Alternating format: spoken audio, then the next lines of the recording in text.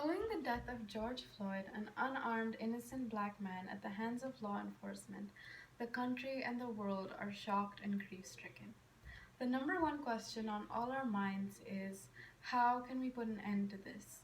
Today, I'm going to be talking about one of the possible answers to this question talking to kids about racism. Informing them about this injustice at an early age in a gentle and nurturing way could inform them about their biases early on so that they could start off on the right track.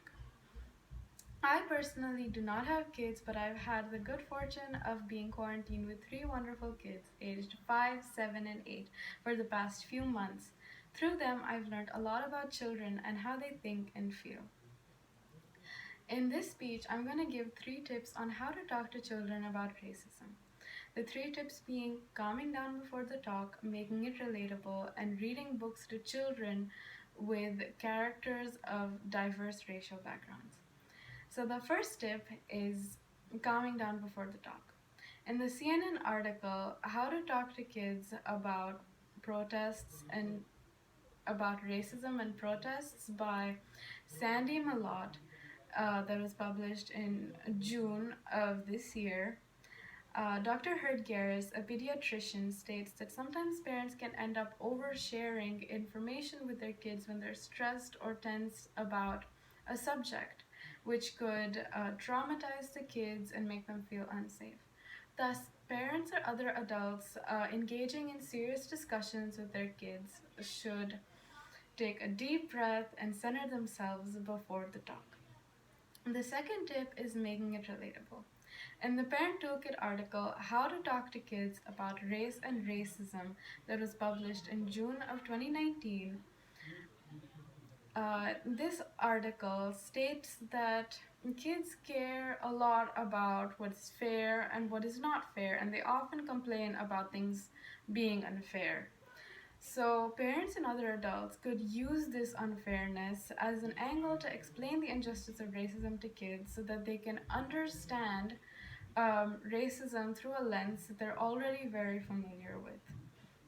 The third tip is reading books to kids with characters of diverse racial backgrounds.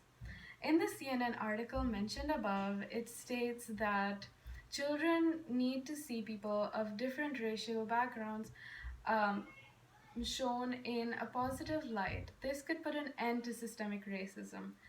Um, Thus, the article recommends sources like commonsensemedia.org and thebrownbookshelf.com when looking for book recommendations for children that are about racially diverse people.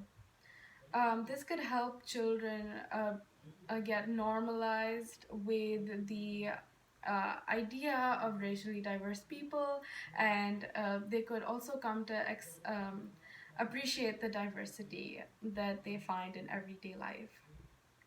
Um, so, talking about race and racism is not easy, but I hope that using the tips that are in this speech could help you to approach this subject with the care that it needs.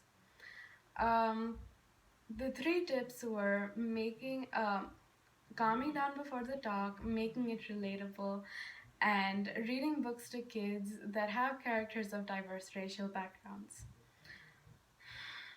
Every adult wants to shield their child from the harsh realities of the world. Um, but maybe doing so and not informing kids about certain topics at the right age could have the reverse effect. In the Parent Toolkit article mentioned above, a sociologist, Dr. Margaret Hagerman, states that kids are already learning about race and racism whether or not their parents are talking about it to them. This shows that maybe many kids are already aware of the situation and they're in need of guidance and clarification from their parents in order to feel safe.